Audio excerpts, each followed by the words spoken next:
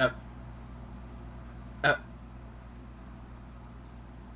Whoa, guys. I kind of glitched out there for a second. And yeah, I was like, wait, what happened? You see what I did? Yeah, You see what I did? Yes. very clever. Because it's Very episode clever. 3 of the IO Animation podcast. And today, we're talking about glitches and patches. And all things in between, which I'm not really sure what that means. But we'll get into it. That's why we're here, right? To find out. To seek the truths. I am your I am your truth-seeking host, Sherrard Roderick.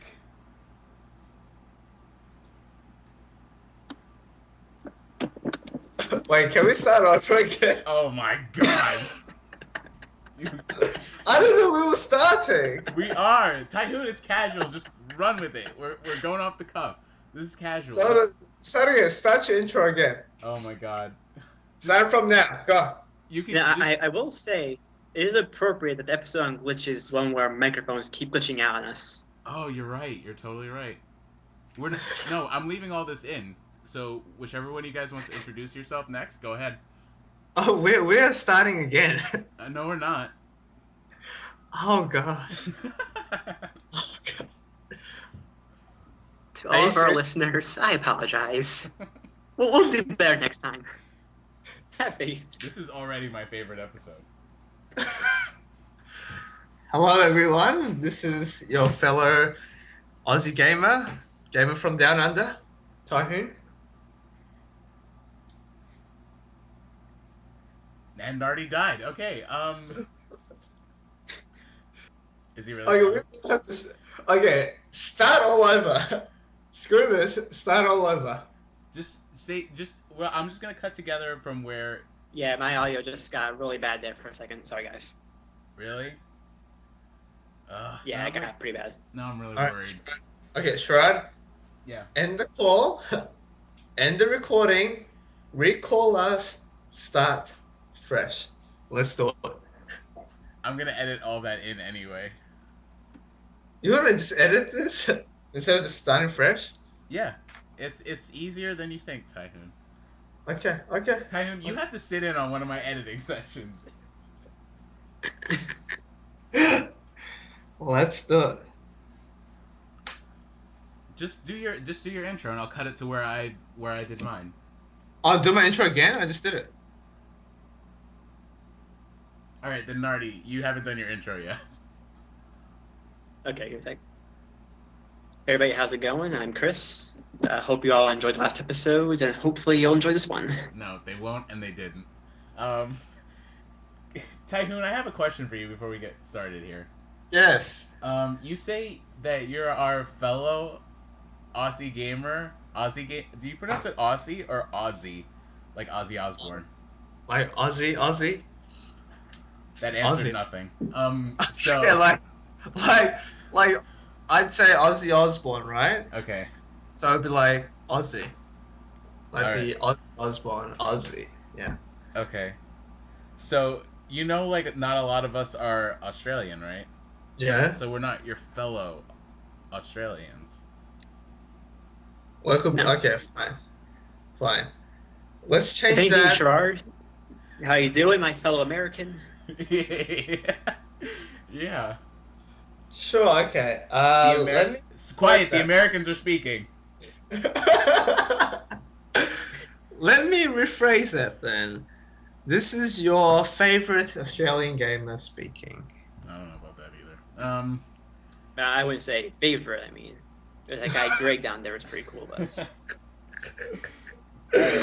So we're gonna begin as we do by going around the horn and just talking about what we've been playing since the last podcast. We started with Nardi last time, if I remember correctly. So this weekend? Oh no. This week, it's TaeHoon. Go! Well, since the last podcast, I got into the Destiny beta. The Destiny You are beta. obsessed. I got into the beta. I thoroughly enjoyed it. It was all the hype that it's incredible game. Really enjoyed it. I played the Titan class. Absolutely nailed it. That's like a Sa- tank or something, right? yeah. Saved people's lives. Danced around in the tower. Did a whole bunch of shenanigans. A great fun game. I like it. I like it a lot. Um, Was yeah, there a wizard, and did he come from the moon? I think is what everybody wants to know. and the answer to that is the wizard did indeed come from the moon. The wizard did. I heard And they took that line out, didn't they? I heard they removed it. yeah, they didn't play it. It wasn't on the beta. No. All right. I also played Ground Zeroes. It's I'm glad I paid $24 for that thing, because if I paid 47 for that, it would not have been worth it. Really? Despite being a big Metal Gear Solid fan, the main mission, Ground Zeroes, is definitely short. Gets right to it, and there's like, boom, to be continued. It's like, oh, okay, oh, that's it, I mean, it's very powerful. It's like very, Right. it's a good setup. It's a good setup, definitely. And it has like side op missions, and it keeps people up to date with what happened in Peace Walker. So it was definitely good. I enjoyed it. Sure, I enjoyed it.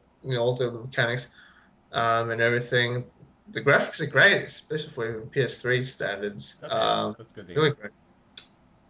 I mean, all right. So without knowing, well, knowing as much as you do about Phantom Pain, Right. do you feel that it appropriately teased or appropriately set up for the Phantom Pain? It definitely appropriately sets up the Phantom Pain. Okay. Definitely does. Like people say, oh my god, it's like a 2-hour demo, blah blah blah. But like anyone who's a serious Metal Gear Solid fan would know that. Well, it should definitely play it, because it's definitely a good setup. You could probably beat the first Metal Gear Solid in about an hour or so if you really go for it. Yeah. You could, the first one.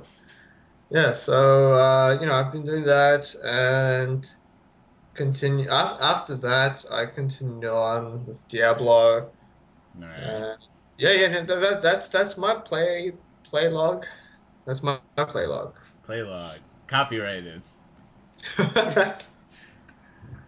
Alright, what about you, Nardi? What have you been studying? Well, yeah, mostly studying. Because mentioned last time I'm in vet school, so schedule's been a little hectic. I got a few hours of Total War Rome 2 in the other day. Alright, how did that go? Just bringing on a new campaign for that, and just a time killer. Alright. You still enjoy it? Oh, definitely.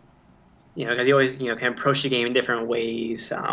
Actually have achievements for basically every time you meet a new faction, declare war on them, make no peace treaties. So the achievements kind of give you different ways to play the game. Right, yeah, sure. I think like best achievements in games will sort of guide you to. I like the ones that are crazy, like play for a gajillion hours, or like some achievements they have are one dumb. where It's like look at the menu or something. Yeah, just when they have ones like win by military victory goals, win by cultural goals, declare war on everybody, kill 1 million people, like kill no one. So there are different ways you can play the game. Nardi likes killing 1 million people. No comment. All right, great. Is that it? Have you Sounds like you, Sherrard. Have you just been? Was that it for you? You just hitting the Total War? Yeah, mainly just Total War. I've just been busy with other stuff. Playing a little bit of solitaire between classes, but that's Solitaire, really it. yeah, that was one of my first games too. Oh yeah, those graphics. Oof. Oh, so good. They're impressive. It's like you got Next the gen level diamonds. stuff going on now. Yeah, totally. Let's see. What have I been doing? I haven't had much time for gaming, but I did, and I know you guys are gonna love this. I did get more time with the Dark Souls 2 DLC Crown of the Sunken King. It's such a stop. It's such a fantastically designed area. It's huge. It's enormous. And when you first come in, you're walking down this corridor. It's like a cave, right? And you die. No, you do not. There's no enemies in this corridor. And then You still die. You don't. No one's dying. You hear a really heavy breathing, and then you turn the corner and you're wondering, where's this breathing? And you look down, you can see enemies really far down below you, but it's not them, because you turn another corner and there's a dragon. He's just sitting on top of a ridge, and he gets up and he flies off around like a ziggurat looking building. And yeah, it's such a great feeling, because it feels like the first Dark Souls all over again, and I wish that they had designed the entire second game like the DLC. So yeah, I managed to make it to the second bonfire, which is kind of sort of hidden. Yeah, and there's it's made up. I think the DLC's chopped up into 4 or 5 different areas, and I'm at the end of the second one, I believe. So I'm really looking forward to spending more time with that and fighting that dragon at some point. And I'm looking forward to the next DLC, which will be released, I believe, at the end of August. I don't remember. They're all like Crown of the something king. This one's Crown of the Sunken King. So yeah, I'm really excited for that one. But that's about all I've been playing. Cool beans. Dark Souls. Alrighty then, how about we get into our topic now that we didn't cut off Sharad, like last time. Well, you guys would have liked that, wouldn't you? So Chris, what's our topic for today? Well, today we are going to be talking about some of our experiences with glitches in gaming, and then going to touch base on patching games also. Yeah, patches. Yeah, the bane of our existence. That's the game and my seeing comment for the downloading. Wait. Yep. I I haven't played this game in 10 years. Well, there's like 50 updates for it. Hope you like waiting. Patches is even worse when you have slow internet, And the PS3 is already known for slow patching. And I know it. And it's worse when it's down here in Australia. The patch takes forever. Ridiculous. I remember, just this break, when I came back, and the first thing I got game what I wanted to play was Battlefield 4. I put it on, patches waiting, and each patch was like 400 megabytes. And I'm like, are you kidding me? Yeah. Are you kidding me right now? And yeah, those patches take forever. But they weren't kidding you, TaeHoon, were they? They weren't kidding you. No, they weren't. They weren't kidding me at all. Not one bit. Each patch was huge. It took forever, and then I was like, oh, finally, like hours later, I can finally get into the game. Yeah. Yeah, and then I couldn't find a few matches because like no one's playing in there because it's so buggy. You want? Should we start the discussion with Battlefield 4 since we're talking about buggy experiences? You know what? I guess if you're gonna pick a modern game to talk about bugs, Battlefield 4 is probably it. Okay, so I'm sure many people who like follow game news know the whole Battlefield 4 fiasco because it was very buggy. Very buggy at the beginning. People had millions of issues.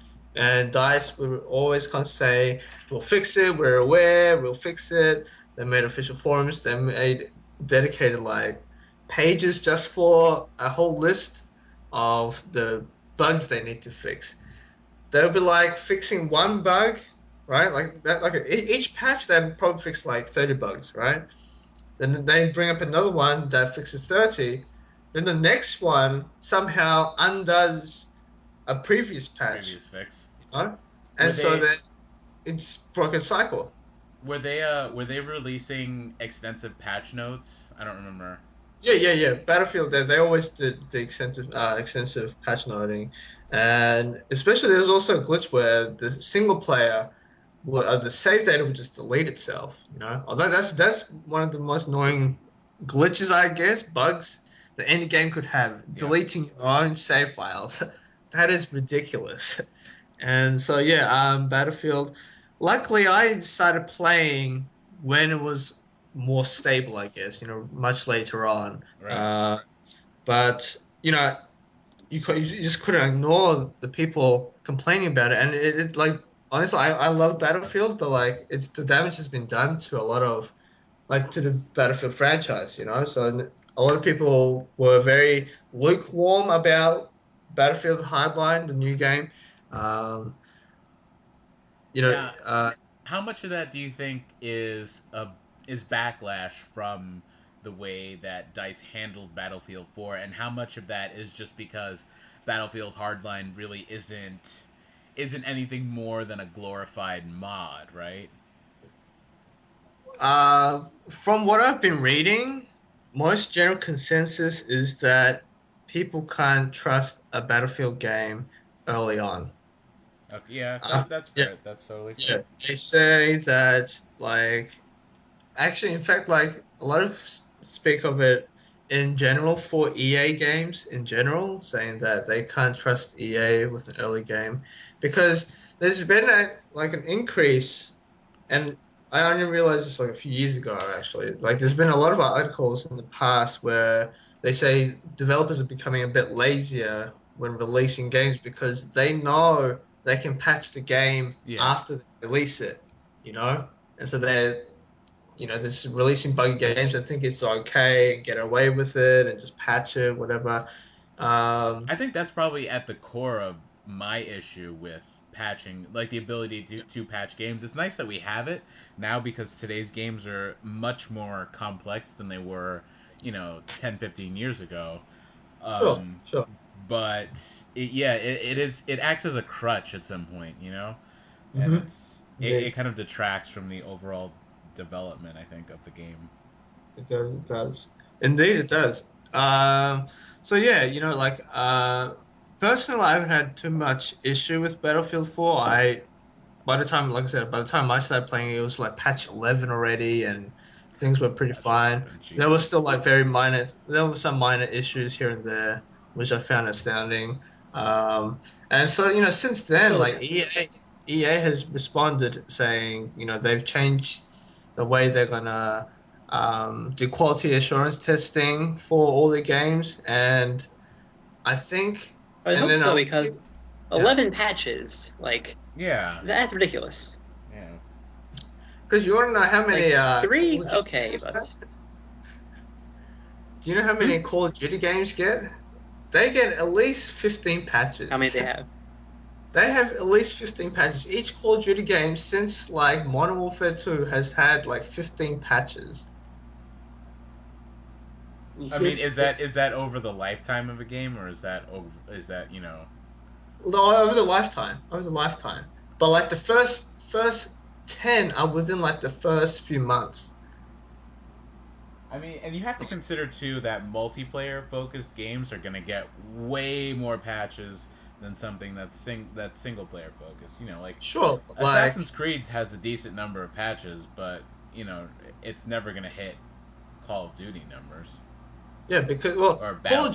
Duty, Call of Duty, that was going to be a separate thing, but like Call of Duty, that's because they've had a lot of issues about hacking, people hacking and everything. So Mm. they release one that's like 15 megabytes, patch it, and then next thing you know, it's exploited again, and then next week you have another patch coming. I just remember that for Modern Warfare 3, like it was still coming like 6 months later, like regularly, Right. and I well in general, I haven't had much experience with like that many bugs in games, despite playing a lot of games. But the most buggiest game I've probably played was Call of Duty Black Ops, like online, where they had a lot of spawning issues. Okay. It affected me a lot. I Like there was remember a that. lot of Yeah. spawning, weapon balance issues.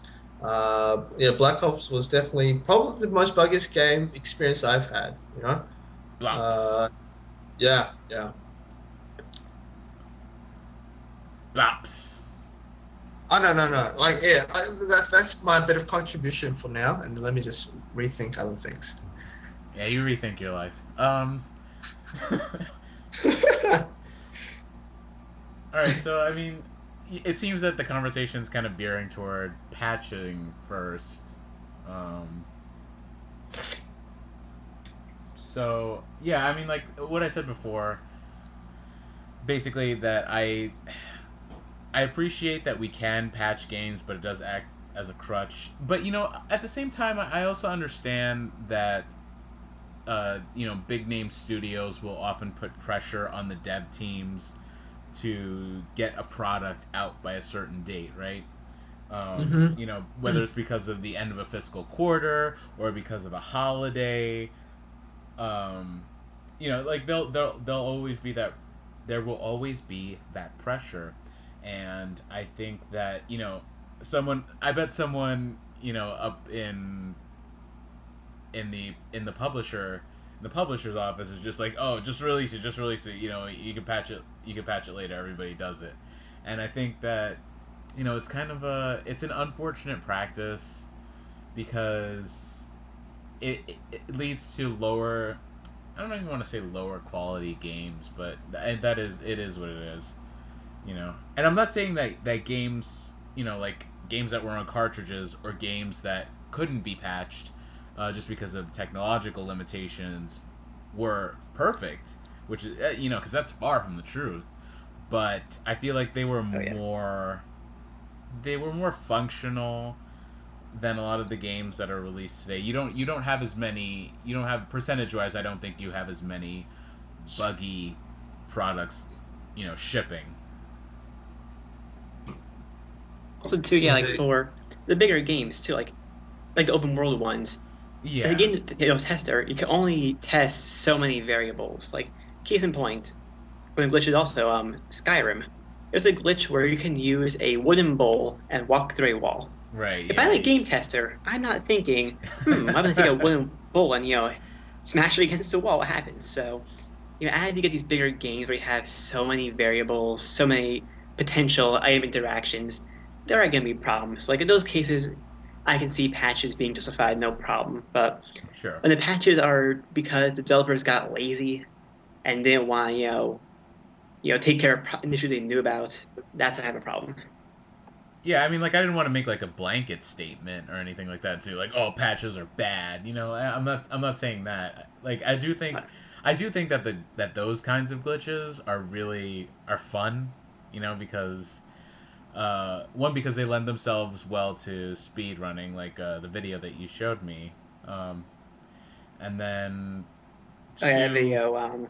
For those of you listening, there's actually a Yeah, I speedrun wasn't even gonna video give where you them can any actually beat context for that. Skyrim. Hmm? I wasn't gonna give them any What was context for that. I said I wasn't gonna give anybody listening any context for that. that? That's leaving them Yeah, out. simply You put, can't do you that. can. Hmm? One at a No, time, it's gentlemen. Anyway, you fine. can basically beat. Damn it, guys! You can beat But see Skyrim in that, 50 minutes. yeah. Now you may talk. Right. No. Yeah. I think it also it opens the door for modders who do and Nardi, I'm sure you've seen like some really crazy Skyrim mods. I don't know if you've ever seen the Macho Man Dragon one. Oh, I love that one. Oh Yeah, yeah. yeah. Like it opens the door for a lot of craziness, especially for games that are on PC. Games that modders have access to. I mean, you can obviously mod a console game too. It's just much more difficult. But I think that the modding community probably wouldn't exist as it does today without bugs and glitches. Well, that's the thing when Skyrim launched and they first opened up the Steam Workshop. One of the big things was the unofficial Skyrim patch, Yes. where basically some modders went in and basically they patched problems that they had found on their own. Right. Basically, the ones that Bethesda either didn't notice or just wasn't able to fix themselves. I mean, I don't know if I might not be 100% right here. I know there's one for Morrowind. I don't know if I've ever. Maybe there's one for Oblivion. But I think they put one out for every Elder Scrolls game, at least like the past three. Just because those games are, there's a lot of moving. I excuse Bethesda a lot for the bugs in those games, just because there's so many moving parts in that game. It's really hard to nail everything down. But yeah, there's a ton of. I think those games are some of the best for modders to take advantage of. Blops. Bethesda also I had a guess lot we'll of move on. Oh, no, just speaking of Bethesda, like you guys all say, they always release big, huge open world games, and so every one of their games is subjected to, like a lot of bugs and glitches. Like Fallout 3 had a lot of issues, but they patch thoroughly. Skyrim as well, and then I've heard like Oblivion, Elder Scrolls 4 has had issues in the past. I haven't played those games, but that's what usually when you ask like what's one of the buggier games, it's usually like open world games. Yeah, New Vegas was pretty buggy. I played both Fallout 3 and New Vegas. I did run into like a couple game breaking bugs in the end of Fallout 3. I think when you're in like the conclave with the big giant robot. I don't remember the specifics of it. This was like years ago. But New Vegas, I remember people having some serious problems with like the companions in that game. Yeah. I never really ran into anything too bad in New Vegas, but yeah, that's one of the big ones. Flops. I guess moving on then from Bethesda, do you guys have any other like big glitches that you guys have found in your gaming experiences? Nope. End of the episode. Thank you for watching the Idle Animation Podcast. If you want to email us. Shut up, Shirai. So we're ending it. I'm still trying to think. Like I know recently, maybe Shirai can talk more about it. But like, I recently played Batman Arkham Origins, but I played it after patches. So I personally haven't had much issues with it, despite freezing on me a few times. Besides that, I haven't had much issues. So besides the game stopping you from playing it, you haven't had any issues. No. I mean, no. Besides the freezing issue. Like, I've had many more bigger bugs than that, for Arkham Origins. So I don't know if you encountered some of that. I actually did. It's not huge or anything like that. I mean, besides some of the textures in that game looking awful, but I'm not gonna get into that now. There is, if you go by the GCPD building, I think it is, between like where the Riddler's hideout or Enigma, whatever. Jesus, that game. Like where the two of them meet, there's like an invisible box that you can just climb on, and it's out in the open. It's not in like an alley or anything like that. Like, you will fight dudes around there. Really? Yeah, there's just a box you can climb on. It's invisible. I don't know. I want to forget that game. No, no need to forget it. No need. I mean, actually, like, talking about freezing, I've had quite a few freezing experiences with various games, I guess. Usually the freezing stuff came from what was it? When did it freeze? Sometimes I had freezing issues in Uncharted games. Uncharted, really? Yeah, sometimes, like, just rarely. Like, when it gets intense, it froze on me. Assassin's Creed. Assassin's Creed froze on me a few times. Which ones was it? I think it was Revelations and Brotherhood that froze on me. I can see Revelations freezing. Brotherhood, I don't think I ran into any bugs there. I'm happy for these autosave functions most games have, because freezing bloody annoying. Bloody annoying. I don't like it one bit. Can we Yeah, just so because we're mentioning Assassin's Creed now, I just want to say that the Assassin's Creed series on consoles, I don't know, I haven't played it on Microsoft consoles, but on Sony's, they have a terrible screen tearing problem. I'm not usually up in arms about screen tearing, but God, it's awful. I can't help but notice it every time I play, and I think it's been every single game. I noticed it the most on the first one, but yeah. Oh, it's fun. Yeah, okay. So. But okay, like which games also? Because I don't experience any of screen tearing. That's Uh, impossible. That's I'm impossible. just serious. In the main game, in like there were some times in Brotherhood, like surprisingly that's my favorite game, but like just like the buggiest one I encountered. Brotherhood's your Like favorite one? Oh, you haven't played yeah, Black. You haven't played Black Flag, right? no, I haven't played Black Okay. Flag, but yeah, like there were times when like the mission wouldn't start or like the mission wouldn't end, that kind of thing, Yeah. glitch. But besides that, like screen tearing or frame rate drops, I personally haven't experienced much of that at all. I see a In like ton of screen tearing. up until three, yeah. I don't know if I've experienced a lot of freezing or anything like that in Assassin's Creed. Maybe once or twice.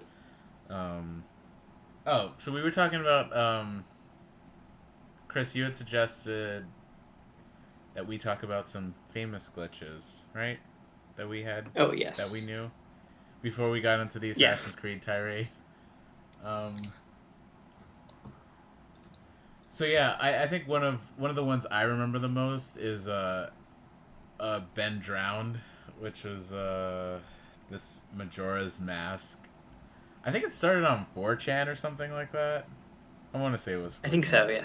Yeah. And Maybe like a creepypasta sort of thing. yeah, it was a creepypasta thing. And it was about this guy who had bought this haunted Majora's Mask cartridge or something like that. There's a whole story. You can just Google Ben Drowned. I'm not gonna go into the whole thing 'cause I don't remember it. I'm an old person. Um, and it was that game is creepy in and of itself, but when you have things like there's a stand-in for there's a Link gets a song that he can play to have a stand-in of himself at a certain point in the game, and there would be there was this one scene where the guy managed to summon the stand-in and then it lit on fire for some reason. What? Yeah, and the stand-in is really creepy. It looks like Link, but not really. Like it has this twisted grimace on its face. And that's the way that it actually looks. Like they didn't alter that part of it. I think they later proved that Ben Drowned was was a hoax. I mean obviously who's gonna believe a haunted Nintendo cartridge, but it's a creepy thing. And then the Happy Mask salesman, he says when you die, he says you've met with a terrible fate, haven't you? And then like I think that was like the first thing that popped up. I think it's called Ben Drowned because those are the names that are on the save games I think so. Yeah. that were on the cartridge. Um, yeah, it's some really really creepy stuff. I guess Nintendo isn't a stranger to having weird glitches. A recent one they had, well, kind of recent, Ooh, was nice Legend of Zelda transition. Skyward Sword. Thank you. For Skyward Sword, there's a part in the game where basically there's 3 missions that you can complete in any order you want. But if you do the desert mission first, and you talk to this one character twice, it would automatically lock out the other 2 missions. So you could not advance any further. That's all it would This take. was yep, you do desert mission, you think on one of like a Goron twice or whatever, and that was it. Wow. You were stuck. This is kind of late in the game too, so you would have to go back and replay all other missions leading up to that one. Oh, that's terrible. It actually got to the point where Nintendo actually had to address and actually released a patch for it, which is kind of rare for Nintendo games to actually go and start patching. Right. You don't see that often. I mean, Yeah. because I think they still have that mentality of they need to put out, something that is playable from day one. That's Exactly, true. but it is kind of the whole fiasco about people were, calling Nintendo saying like, "Hey, my, game is broken, fix it." And sure, Nintendo, I think it took like a few months, but eventually they did release a patch which resolved it. I mean, I'm trying to think of like any big Nintendo glitches that I've experienced specifically. There's some interesting. Oh! I can't believe I almost forgot. Speaking of Zelda again, I don't know why Zelda is like a common glitch game. I was watching I think it was like the Awesome Games Done Quick, Hmm. and this guy did a speed run of Ocarina in what was it, like 20 minutes or something like that. Um, That's there's impressive. Yeah, there's this glitch that you can use when you're in what's the first boss, go Uh, Goma Gomora's or Goma. Gora, It's something Goma. like that. Yeah. Um, and there's a way that you can sort of leave her chamber and come back in or something like that. There's a way you use the exit with her chamber to glitch through, and you end up on top of Ganon's tower when it's falling apart at the end of the game. It's really wild. What? Like, you have to look it up. And so yeah, like all he had to do was run down the tower, but he used another glitch because I think he was still Kid Link. Because of where he started off, Yeah, you would be. and Yeah. I think he had to like glitch the Bigoron sword. Do you guys say Bigoron or Big Goron? I kind of alternated, like calling it Bigoron or. Yeah. I know they're like the Gorons, but it flows together so well, like the Bigoron sword. So the big Goron sword, I think you have to use that, or it was something else. And just and yeah, he beat it in 24 some odd minutes or something like that. And while I'm thinking of Ocarina, um, there is it's a minor thing, but during the Ganon, I almost said Gandalf. The Ganondorf. I almost said like Ganondorf or something like that. That's a glitch. Yeah, that would be cool. During the Ganondorf fight, you can use bottles to hit back his light balls instead of your sword. So it's the Master Sword Yeah. isn't really all it's cracked up to be. Banana, nana. Let's see. I guess we're still covering Nintendo glitches because we happen to know a few of them. I should be guys never played it. For the Game Boy Advance, there was a game called Fire Emblem Sacred Stones. All You guys right. ever played it? Or any of the Fire Emblem games? Uh, I I haven't. I played like an actual minute of 3, and I think that was it. Oh wait, no, that was Breath of Fire. Never mind. Okay, well, for those of you who don't know, it's a turn-based strategy game. And the second one, they introduced basically like certain powers that your characters could activate just kind of randomly during the fights. There was a common glitch that happened where there'd be two characters, a Wyvern Knight and a General. Wyvern Knight, his power was bypass the enemy's armor, like or defense, deal a lot of damage. The General, his one was block all damage. If the two acted at the same time, though, basically the game would just freeze on the battle animation. Nice. We would have to What? then restart. Yeah, it would, show that power is activating. Wyvern guy would attack, then it would just freeze. Music would still play, but it wouldn't progress any further than that. So a common thing was, okay, you turn the game off, go back in. But I think the game had like a mini quick save function, so it would get stuck in that battle loop. Yeah. No, So we have totally. to then That's go something back you'd in want. and restart the mission completely. Hmm? Nardi, I have an off to the side question for What was you, that? separate of this topic. If Oh, I yes. wanted to jump into a Fire Emblem game, what's the best jumping on point for me? Now, I only played the ones that were launched in the U.S. That's like the early Japanese ones. Right. I guess the one for the GameCube, Path of Radiance, was pretty good. I heard about yeah. And that one, I heard about that one. That one had the direct sequel on the Wii, Radiant Dawn. So those ones are pretty good. Did it But have you can still another find the sequel Game called Boy Son Advance. of Radiant? Hmm? Did it have a sequel called Son of Radiance? It did not. It did Dang. not. Yeah, those ones were good. You can still find the Game Boy Advance ones. I give one to play also. All right, cool. I really want to get into Fire Emblem. I do like strategy games. Yeah. I think just avoid using Wyvern Knights against generals. Right. Yeah. No, I don't want to Shit will get bad. I don't want to get stuck in that battle, and maybe I'll haunt the game.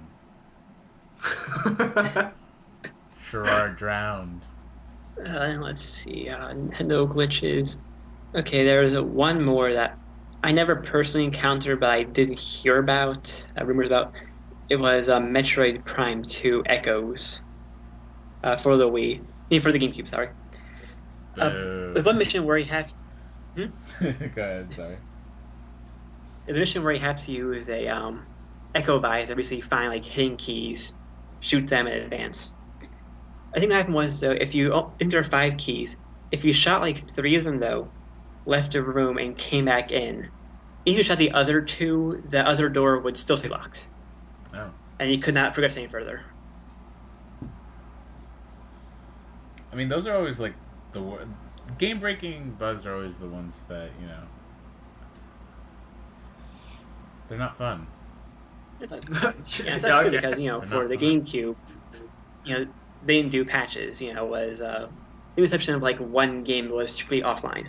So it happened here. You had to replay the whole entire game, and it really like game-breaking glitches always occur towards the very end of the game. It's never like the intro level. It's always like the very last stage for the final boss. Right. And just so I can name drop my favorite game yet again, in Xenogears, if you play the PlayStation, well, I mean, there's only a PlayStation 1 version, but if you play the disc version on a PlayStation 2, there's a boss fight that you have to get into right before you switch the discs over, or at least close to that point. Yeah.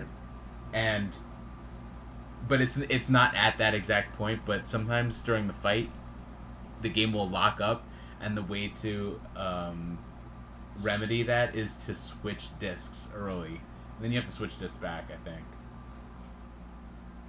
Or maybe it was that you had to switch discs late. I remember switching discs. I'm a disc switcher. Let's see. Okay, and guess here's another fun Nintendo one. Because why not?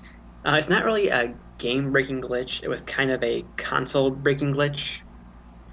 Oh. For the early launch models of the Wii, for a reason, certain games, I guess they were like the dual-layered like CDs, they would actually cause the optic drive to basically get destroyed. Yeah, they would. And ruin the console completely. Metroid Prime 3 Corruption had that problem. Corruption was dual layered? I heard Black Ops had... Corruption was dual layered? I think so. I thought just the collection one was dual layered. I mean, you might be right. I don't know. That thing.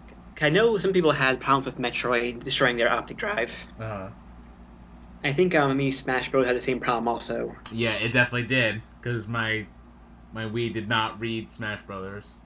I got hit with it. So it's not like a true game-breaking glitch, but it's a hardware glitch. It still counts. Guys, you know what one of my favorite patches is? What is it? Which one? There's a character in Dark Souls and Demon Souls called Patches the Hyena. I think I'm gonna pick him. I don't get it. Patches, he's my favorite Patches. Oh. I'd like to apologize on behalf of the animation Don't staff. apologize for me. I'm a grown man. I can do it myself, and I'm not sorry. You promised to do better. Oh, I TaeHoon. forgot what I was TaeHoon, saying. do you have Yeah. anything to say? You've been quiet like the past 30 No, minutes. no, I've been listening. I just forgot what I was. You're saying, learning. This is a learning experience. Luckiest for guy you. in the Exactly. world never ran into any glitches. Yeah. Exactly, because those Nintendo games Chris mentioned, I've never played them. So it's like learning experience. Okay, well, hold on. You played Pokemon Red, right, TaeHoon? Of course. Okay. Did you at least run into Missing No? I never ran into it. Ah! What? Too bad. Dude, I didn't know I ran into that thing. Missing No is how you get made in that game. Sure. Do you want to enlighten TaeHoon and listeners? Do you remember the exact thing? Because I just remember getting like 99 gold nuggets and then I was set for life, or 99 master balls. You could dupe your items with them. What was it? You like surfed Okay. with Lapras or something like that? Yeah, it was. You had to surf like right off of Cinnabar Island. It was like you're like 5 spaces off of the gym or something. I think it could like fly to there like from like Vermilion Safer. Like it was something I had to do beforehand. And we just run across like this weird, just glitching Missing No. I It think was a if you Pokemon. It was a Pokemon named Missing No. Missing Number. they were actually. They ever say what it like actually was, like a space filler or it was like a bad file? They never actually clarify what it was. I've heard that it was related to Mew somehow. But I mean, you could technically. I had Mew in my game just because of Game Shark, which we'll talk about in a minute, I guess. But or if you want anybody who's new to Pokemon and starting out with Red or Blue, if you go and find the truck and use push on it, just keep pushing. Eventually, you'll get a ticket for the cruise, and you can get Mew on that cruise. So that actually worked? Just keep pushing. You'll get it. Yeah, for the Missing No, I think the way it worked was whatever item you had that was first in your bag, if you caught Missing No, it would then create 99 copies of it. Yes. Yeah. 99 copies, huh? Yeah. So you get 99 Master Balls, Nuggets, whatever candies, whatever you want, essentially. You basically didn't have to play the game after that point. Like, it was just... Yeah. Dupe your Nuggets for money, dupe your Master Balls for catching Mewtwo or whatever the hell you still had left, and then dupe your rare candies for leveling up. That was it. Do you think they had it in yellow still, or did they remove it? I believe they removed it, I want to say. Okay. I did have yellow, and I played it all the way through. I think they removed it. Not 100% sure. That's a shame. Yeah, no, it was great. I remember the day that I found that out as a kid. I was psyched. I didn't know that. So, a friend told me about that. Oh, do you know about the signal? And I'm like, what? What the hell is that? And I went to talk about it. Our friends never had it. We never had it, but we knew about it. It was just like it was an Australian legend passed down through generations. Would you say was that fair to say? Yeah. No. Well, around that time, that was New Zealand for me. Oh, Kiwi. New Zealand. Was it like a Kiwi legend passed down through generations? Yeah, is that fair to say? Amongst the Kiwis, we discussed it. You've seen that. You know what we used to do? We used to like bring Pokemon figurines to school and like battle in like real life. You know what I mean? Like, TaeHoon, you were so cool. You were so cool as a kid. We were the coolest kids in town. Clearly. Oi, my Raticate can beat your Zubat. That's New Zealand, right? We came up with such ridiculous moves and rules for these things. Like, if someone had, I remember this clearly. Like, there's things called friendly and playing for keeps, right? Okay. And sounds dangerous. Playing for keeps is one. If you win the battle, you take the other person's Pokemon. How do right? you determine who wins, though? They're two inanimate objects. This is what I mean. Like, you come up with the most ridiculous rules ever. Like, my first teacher's one was, it was Meowth versus Gengar. I had the Meowth, and my friend had the Gengar. Oh, you're screwed then. Normal against Ghost? Yeah, and then he just goes, yeah, because I'm a ghost, I can, like, turn to shadow and, like, go under you and drag you into, like, the shadows, and I win. That's scary. And, like, that was it. That's some dark shit right there. Yeah, seriously. Like, yeah, no, it was I can drag you down into the shadows, I can. And like, yeah, then like things like, oh, Gengar can tickle you because I'm invisible. I can come behind and tickle you. Okay, alright, stop right there for a second. Let's just go back over that. Your friend was like, one, the logic there. I can tickle you because I'm invisible. Let that stand on its own for a second. And then two, I'm gonna come up from behind and tickle you. Yeah, I like to segue how it went from Gengar pulling his Pokemon basically to the depths of hell and killing it, Yeah. to now tickling it. From behind. From behind. I mean, and then like, but no one could challenge Charizard though, like ever. Like if you had a Charizard figurine, you just say, I just use Fire Breath and like, done. Give me a Pikachu. Well, I mean, did you see that Charizard Pokemon card? Every kid wanted It that. was Charizard, Gengar, and I think Mr. Mime. It was one other Pokemon that were like legendary amongst the friends. It's like if you have them, like there's no way you're losing them because from some logic, you would win. Like Charizard would be like, I can fly.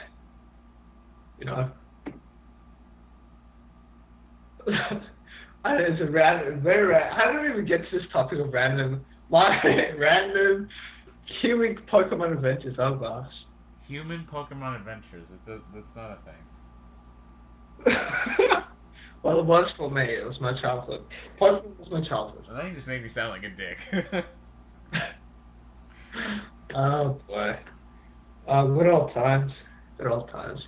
Anyway, that's got nothing to do with glitches, but yeah. Alright, so I think that we should kind of bring it back around to the sort of, I guess, natural exploitation of glitches back in consoles olden times, like when the pioneers brought the SNES and the Genesis, not the Dreamcast, they left that one here. When they brought those consoles out west, and they let everybody experience them. Back in pioneer times, you remember that? Yeah. No, you don't. Shut up. Good times. So yeah, I'm talking about devices that would deliberately exploit code in the game, like Game Genie, Pro Action Replay, and Game Shark. I myself had a Game Shark for the 64. I was so hard into Game Shark that I mailed my Game Shark in so they could update the cheats on it, and I could use certain cheats in GoldenEye on it, and they mailed it back to me. I'm not joking. Stop laughing! Yeah, I did that, and I also had a Game Shark for my Game Boy Advance, so I could hack Mew. Was it my Game Boy Advance? No, it was my Game Boy Color. I had a Game Shark for Game Boy Color, so I could hack Mew into my Pokemon. Yeah, I had the action replay for the Game Boy Advance. Mm-hmm.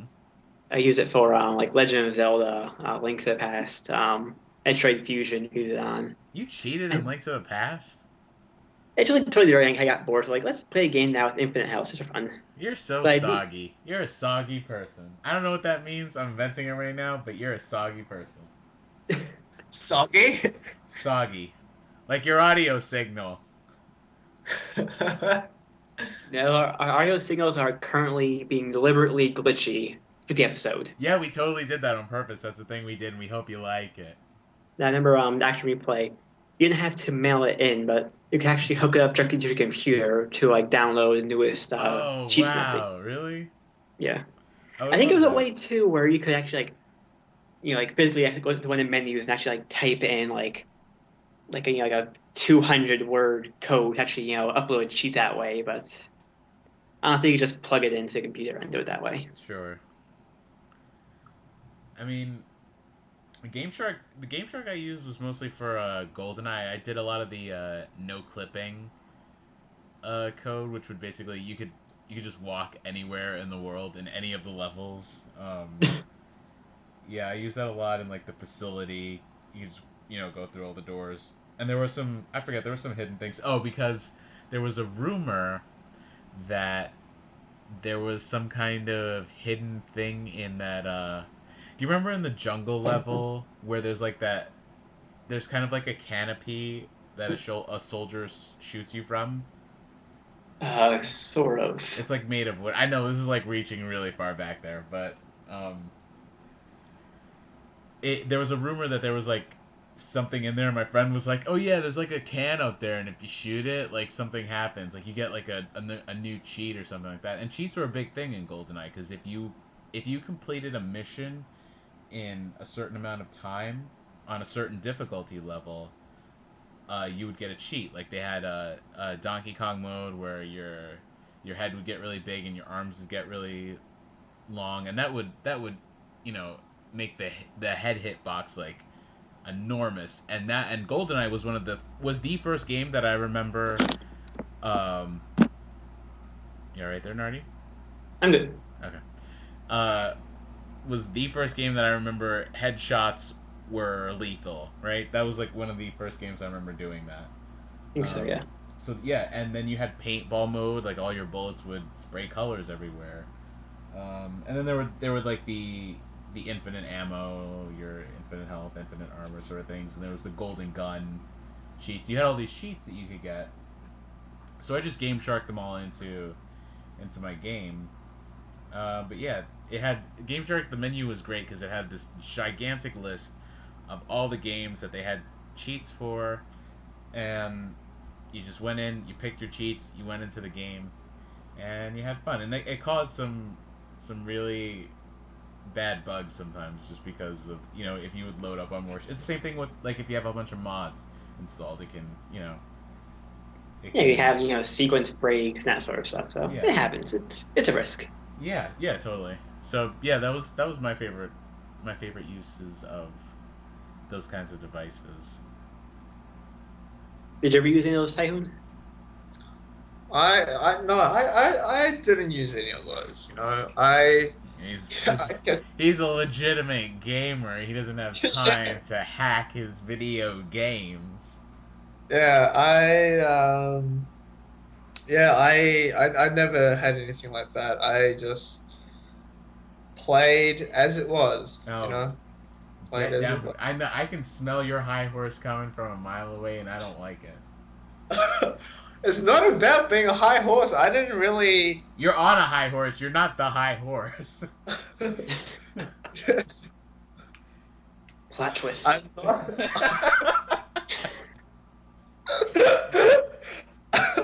Look, I am not on a high horse for playing games legitimately and not knowing to buy a Game Shark, etc.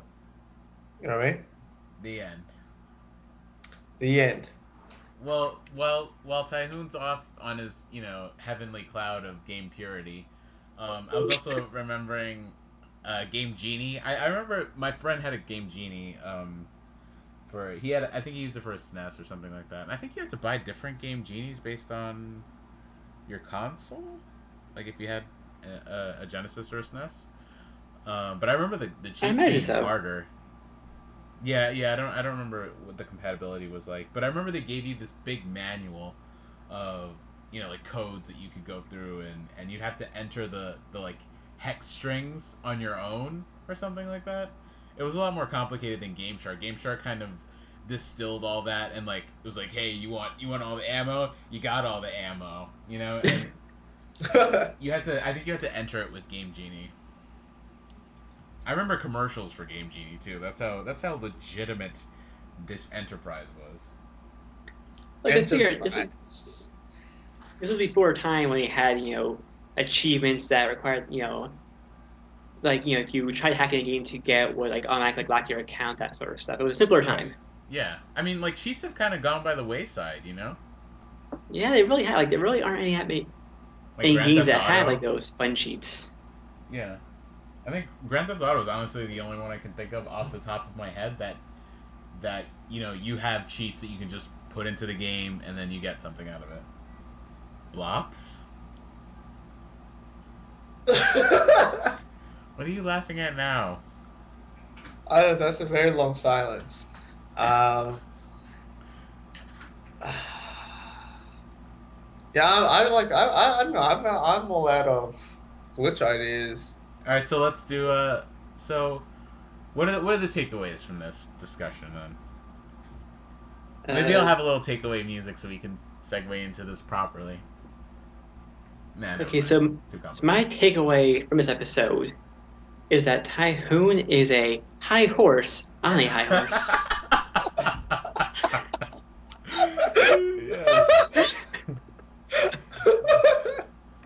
He certainly is, isn't he, Nardi?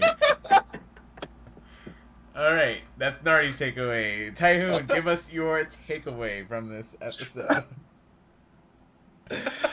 I don't know if you can beat that, but try. I don't know what there is to take away from this. My takeaway from the episode is high horse. Oh my god. My takeaway is that we got to cut some slack for open world developers on their game developing skills, because open world is tougher. Although that doesn't mean make it like just send out the game with groundbreaking patches, bugs, all over the places. But just keep it, do the best, and then listen to the Don't put a game out with bugs in its shorts. You don't want bugs in your shorts. Yeah. Pretty much. When people put the time and effort into it, it usually doesn't turn out buggy. Like God of War 3 is a good example. It keeps coming to mind. That was flawless. Yeah. Jeez. Flawless. Yeah. That's my takeaway. All right. Well, mine is that Game Shark was pretty awesome, and cheats used to be fun, and now they're a source of frustration. So it's an interesting kind of reversal of fortunes for cheats in general and bugs. But there are still those who exploit them for things like speedrunning and modding, and that's pretty cool too. Patching isn't going to go away anytime soon. I don't really think there's anything we can do about it as a community, as a gaming community, but other than I guess ask nicely, please, that maybe publishers don't put so much pressure on dev studios. I don't even know how to go about doing that though. So it's it's a little open-ended takeaway from me there. So I guess that's gonna do it for this episode of the Idle Animation. If you want to email us, you can. Send us episode ideas or something like that, because we're running out. We only have like 40 or 50 left. For real. At idleanimationpodcast@gmail.com. You can also follow us on Twitter at idleanimation. And thanks for another great episode, High Horse and Nardi. And thank you guys. It's actually my last episode too, so what? It's been a fun ride. What do you mean it's your last episode? You just got here. This is episode 3. You can't just leave. I'm not letting you. I mean, things have come up. Things have come up. Appropriately vague. Fine, get out. We don't want you here. TaeHoon, say goodbye. I shall see you all later then. Perfect. Yeah? Okay, great. See you guys later. Oi, my rat can beat your Zubat.